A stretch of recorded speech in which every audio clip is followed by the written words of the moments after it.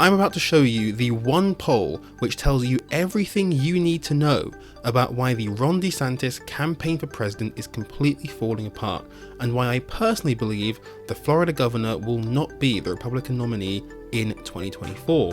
Now, this marks a huge shift in fortunes for the Florida governor, coming off the back of his re-election win back in November, and at the time we spoke about how the big winner from Tuesday night was Governor of Florida, Ron DeSantis. He is the new man in town. He absolutely obliterated Charlie Crist. Well, of course, since then so much has happened, but unfortunately for Ron DeSantis, things haven't gone quite as well as he would have liked. And this poll here that I'm going to talk you through is indicative of just how bad things have gotten for him. Now, this poll was taken by Quinnipiac University and is a survey of non-college educated whites. Now, why is that important? Well, if we think about Donald Trump's key base in the Republican Party, his key constituency, it's non-college educated whites, aka voters who are more working class and who are more likely to have blue collar jobs, right?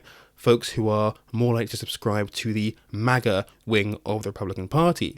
On the other hand, college-educated whites are likely to be more affluent, likely to be more moderate, less extreme than those on the MAGA wing. They're your typical Republican, your typical conservative that we've grown used to over the last few decades before Donald Trump came along. And this is exactly the type of voter that Ron DeSantis needs to be doing well with if he's to stand any chance of being the Republican nominee in 2024. And as recently as February, he was doing really well with this group of voters. He was at 51% among college-educated white voters in the Republican Party, exactly where he needed to be. Remember, at this point, he hadn't even entered the race yet, and he was polling at 51% among these voters, exactly what he needed to be doing. That's exactly the kind of performance he'd need to replicate during the primary if he's to stand a chance of being the nominee. Well, since February, we know so much has happened in the Republican Party, specifically regarding Donald Trump, all of his indictments, all the drama that surrounded him, all his legal fights. So you'd have thought that given all of those troubles for Trump, given the fact that these college-educated voters are more likely to support someone like DeSantis, who isn't as abrasive as Trump, you'd have thought that DeSantis' number among this group would have stayed the same or even gone up. Well, unfortunately for him, it hasn't turned out that way. As I mentioned earlier, back in February, Ron DeSantis was at 51% among this group of voters, college-educated whites. While in the latest Quinnipiac poll taken in July of this year, that fell sharply down to 29%. That is a 22-point drop in the last few months. That is wild, right? 22 points given everything that's happened. And what's even more striking about this poll, Donald Trump sat at 22% in February. Despite everything that's happened since, the indictments, the legal troubles, everything that's happened, his number has gone up, and it's gone up by 12 points to 34%. That is remarkable among college-educated whites. How on earth has this happened, right? Ron DeSantis loses 22 points, 12 of those go to Donald Trump. Where did the rest of that support go? Well, 3% of it went to the former UN ambassador Nikki Haley. She was at 6% in February. That has now gone up to 9% in the latest poll.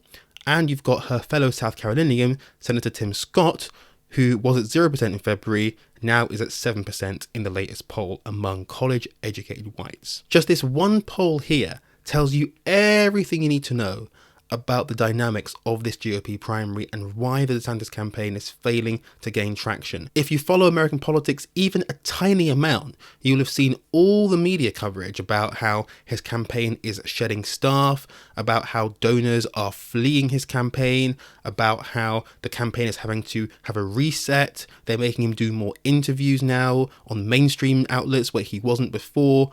All of these things that are going on, this poll captures everything going wrong with the DeSantis campaign.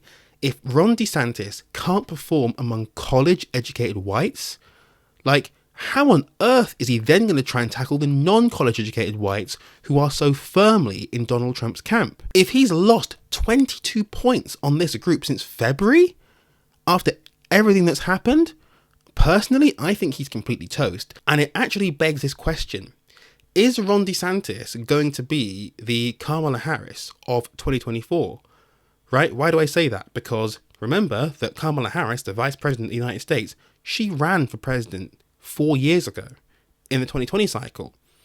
And she was seen to be the next generation of leader. She was seen to be the next big thing. She had a massive campaign launch in California. And yet, early on, she had quite a lot of difficulties on the campaign trail because she didn't have many solid policy positions. She kept flip-flopping on certain issues. She didn't have really the political instincts of someone that needed to be a presidential candidate or president of the United States. And she ended up dropping out of the race before Iowa, in fact, before 2020. She dropped out in December 2019. And I wonder if we're beginning to see history repeating itself with Ron DeSantis, the guy who was seen to be the next big thing, the guy to challenge Donald Trump, the next generation.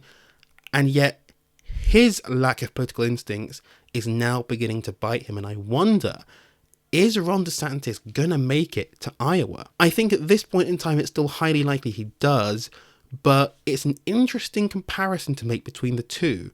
If his numbers keep getting worse, if polls like this keep showing that his support is falling among key groups, Ron DeSantis might start to think to himself, this isn't really working out on a nationwide basis. You know, in Florida, I've done really well, won re-election, done a huge amount of stuff, very polarizing stuff, but I've had success. I think I might park my presidential ambitions for now and hopefully have a run at it again in 4 years' time. I wonder if he will do that. We'll have to wait and see, of course, how it all pans out. Do you think Governor DeSantis has what it takes to turn things around and secure the GOP nomination? Let me know what you think in the comments down below. But until next time, I'll see you next video. Woo!